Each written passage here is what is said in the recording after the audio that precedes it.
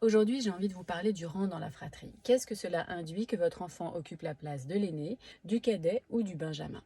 Eh bien, l'enfant se construit grâce aux neurones miroirs dont on est tous dotés dans notre cortex préfrontal en observant l'autre. Et donc, il va d'abord observer ses parents et ensuite l'ensemble de son écosystème et donc ses frères et sœurs s'il en a.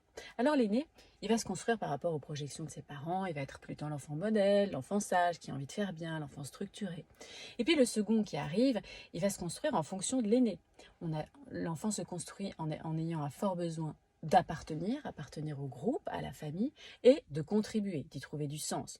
Donc soit il va rentrer en compétition avec son aîné, il va essayer de faire mieux, soit il va trouver que la barre est trop haute, donc il va lâcher l'affaire, se sentir nul, incapable, soit il va essayer d'aller investir un tout autre domaine. Tout ça pour se sentir unique et vraiment se différencier et être un être unique dans sa famille.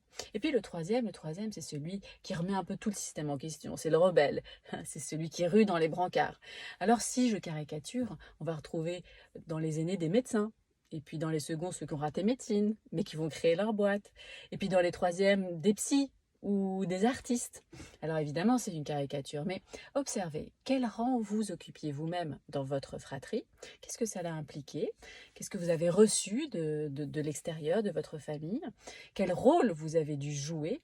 Et aujourd'hui, sur vos enfants, observez-les. Est-ce que les aînés ont beaucoup de pression puisqu'ils doivent être un peu modèles, exemples? C'est toujours eux à qui on demande des choses, d'être responsables.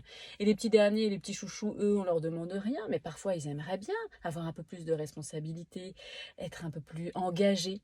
Donc ça vous permet de pouvoir réajuster et rééquilibrer en sachant que chacun tient un rôle bien particulier, mais qu'on n'est pas obligé de les y enfermer.